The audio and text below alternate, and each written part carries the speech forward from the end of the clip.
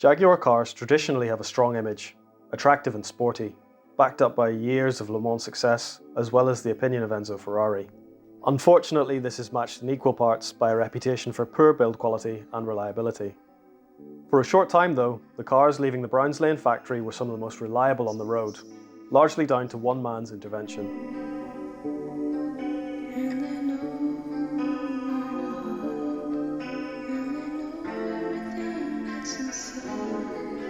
Jaguar really is one of those car makers that built cars to fund a racing hobby. Formed as Swallow Sidecar in Blackpool in 1922 by 20-somethings, William Lyons and William Walmsley, they produced custom sidecars, then custom sports car bodies, and eventually their own sports car, the SS1, in the mid-1930s. Speed and performance were always the focus. Lyons bought out Walmsley at that point and became the sole driving force behind the business. He moved the company to Coventry, into one of the shadow factories set up in the mid-1930s by a government expecting war. These factories were mainly based in the English Midlands, and would shadow the main manufacturers of key wartime material. Typically, they would be the responsibility of car manufacturers in peacetime, such as at Browns Lane, Lyons' new factory. As the Coventry Blitz raged overhead, and the factory below turned out aircraft engines, William Lyons himself kept fire watch on the roof some nights with his senior engineers. They put that time to good use, discussing and designing the engine which would form the backbone of the company well into the 1990s, the 6-cylinder dual overhead cam XK.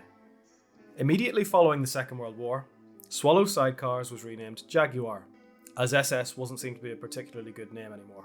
The still small and privately owned company was quick to capitalise on post-war demand for sports cars, with the XK 120, 140 and 150. Jaguar secured its reputation in the United States, generating desperately needed export sales in Britain while the country was still under wartime rationing. Racing success at Le Mans in the early 1950s further cemented the brand's reputation as a serious sports car maker. Although tragically in 1955, William Lyons' son John was killed on his way to take part in the 24 Hours race. The same year, the tragic motor racing disaster took place there. John's death likely cast a die over the future direction of the company, as it left Lyons without an obvious successor. In the early 1960s, Jaguar bought the rights to the Daimler name, going on to use it for their top-of-the-range luxury models, as well as buying ailing truck producer Guy, which was subsequently invested in with some success. The release of the E-Type in 1961 was another big win. Enzo Ferrari allegedly called it the most beautiful car ever made. In addition to this, the company produced a wide range of quite similar sports saloons, such as the Mark I, Mark II and Mark X. In the 1960s in Britain, these capable and fast cars gained their own reputation for villainy, allegedly being the getaway car of choice for bank robbers, and in the case of the Mark X, the transport of choice for the Cray twins, notorious gangsters from London's East End. These cars were built in Coventry by skilled and experienced craftsmen. Despite this, it was always William Lyons' policy to sell them cheap, or at least cheaper than the luxury competition, and as a result, Jaguar consistently sold well in Britain.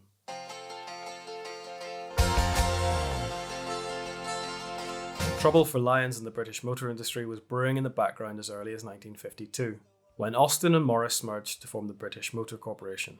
Morris brought with it MG, Riley and Wolseley. In 1965, BMC moved to buy a company called Pressed Steel, which made car bodies. They would merge Pressed Steel with the other major car body supplier in the UK, Fisher & Ludlow, creating the largest manufacturer of car bodies in the world at that stage, and worrying William Lyons, who had been another much smaller customer of Pressed Steel. Lyons' new priority for bodies would go to BMC, and Jaguar would have very little leverage in a supply shortage. In order to hedge against major supply issues for Jaguar, Lyons sold the company to BMC in 1966. Later that year, BMC would become British Motor Holdings, and about 12 months after that, in July 1968, under pressure from the Labour government, BMH merged with Leyland Motors to form the British Leyland Motor Corporation, or BLMC. Leyland brought with it strong business in its truck and buses range, as well as successful marques such as Rover and Standard Triumph. In theory, this put the new conglomerate in a strong market position in the UK and Commonwealth, as well as in North America for the lucrative sports car market, with cars such as the MGB and the E-Type. Unfortunately, everything beyond British Leyland's market position was actively and diligently working against it. First on the list was management. The early post-war years had been an easy ride. The rest of Europe had suffered badly and needed time to rebuild, and Japan wasn't yet a player. Successes like the Mini had made managers very complacent, and there was little interest in innovation, either in new products or tightening up quality control and reliability. Money was instead squandered on lavish, plush offices and boardrooms, the grandest of which had liveried butlers to serve lunch. Britain's curious and entrenched class system would have been displayed in cross-section to a visitor at a BL factory in the early 70s. In some cases, managers never even set foot on their own factory floor, where at the other side of the class divide, trade unions ruled the roost. By this time, the shop stewards held a lot of power, able to hold a mass meeting to vote publicly on the spot for strike action, and they often did.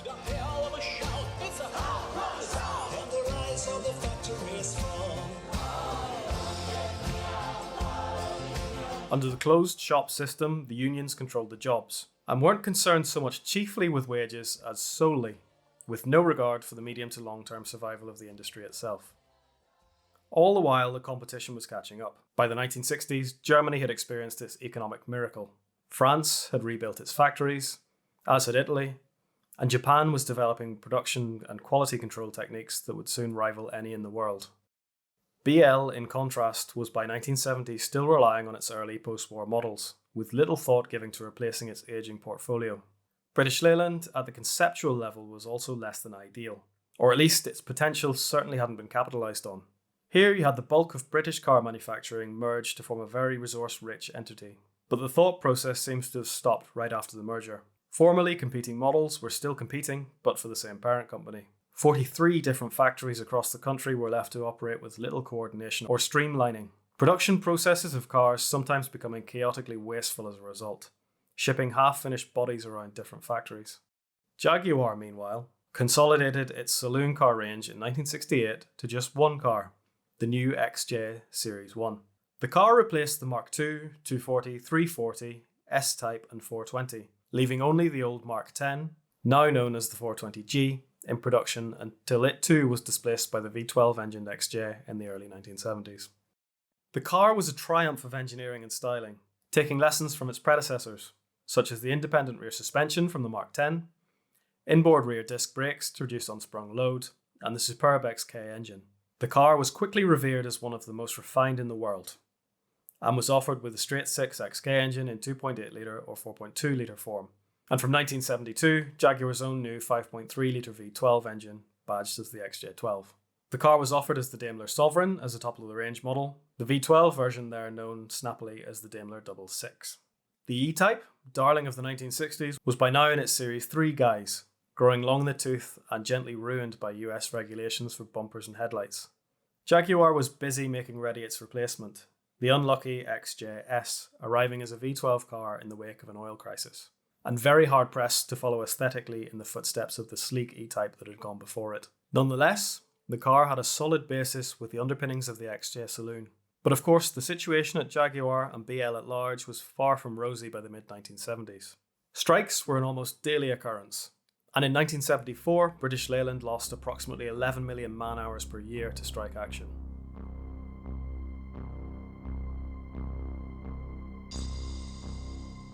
John Egan joined the British Motor Corporation in 1971 after working for Shell in the Middle East. He was given the task of making BL's spares division, Unipart, into a viable business. He succeeded, and left in 1976 to join Massey Ferguson. Egan's successor at Unipart, John Neal, led a management buyout of the firm which still exists today as a successful logistics firm. In 1980, Egan returned to BL, appointed as Chief Executive Officer of Jaguar Cars. The workforce was out on strike the morning he arrived for his first day. Once the strike, which was over a BL pay grade restructure, had passed, he found the company itself wasn't in good health. By 1980, the XJ was in its own Series 3 guise, having been given a subtle but very effective aesthetic tweak by Pininfarina for the 1979 model year. The front grille area was tightened up and the chrome bumpers replaced with modern for that time black plastic which suited well. The short wheelbase model was dropped, all cars would be long wheelbase, with changes to the rear roofline and a more pronounced Hofmeister kink in the rear windows. Despite looking at its best, reliability and finish were poor. Jaguar's cars were built at the Browns Lane factory, where Jaguar was based, but they were painted at BL's Castle Bromwich body and paint shop, where the paint finish was so poor that every single car had to be repainted when it arrived back to Browns Lane. On top of this, they could only paint red, yellow and white, none of which suited the XJ or XJS. Reliability was pitiful, and productivity was disastrous. Egan immediately set out to work towards improving the situation. He formed and maintained close ties with William Lyons, taking guidance from him on how to run his creation. The paint situation was first to be addressed. BL used the painting process known as TPA, or thermoplastic acrylic paint, which was a low-cost process developed by General Motors, where the final colour was melted on at high temperature to create a high-gloss finish. This created a particular problem for the Jaguar bodies, which used lead to fill in imperfections in the body shells before painting. The temperature reached in the painting process was often high enough to melt the lead and ruin the finish. When Triumph's TR7 ended production, Austin Morris inherited the Castle Bromwich plant and looked to close it, which would have been disastrous for Jaguar. Jaguar ended up taking the plant with its financial overheads off Austin Morris, completely stopping production to bring the equipment there up to scratch, and adding new colours which suited Jaguar cars better. Eventually, the TPA process was ditched in favour of the prevailing method of luxury car painting, applying a clear coat over the top layer of paint. Jaguar was still only selling about 15,000 cars per year, half the break-even number. Product quality was dire. The decision was made to fix every customer complaint, no matter the cost.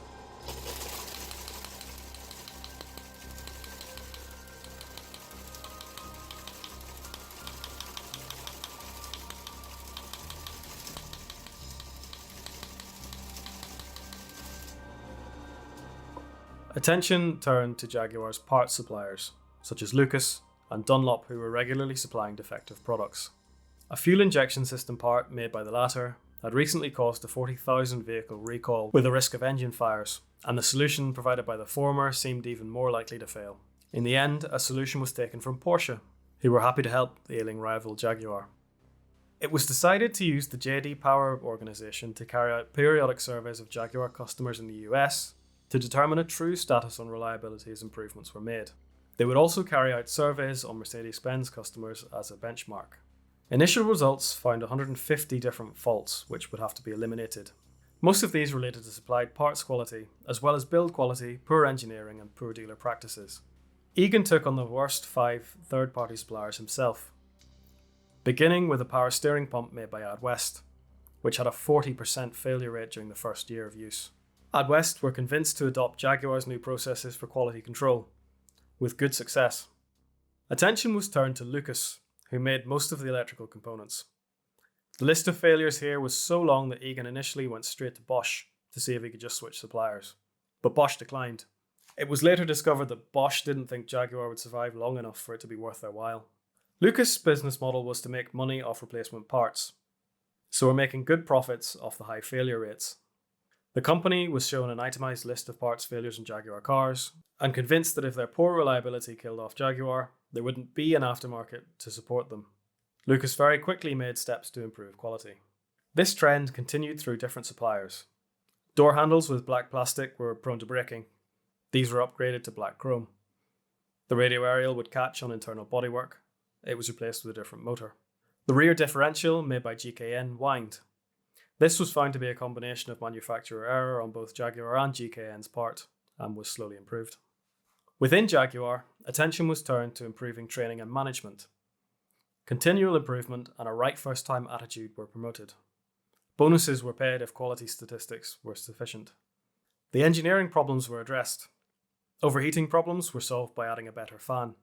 The tyres were developing flat spots while waiting on the dockside for shipments to the US.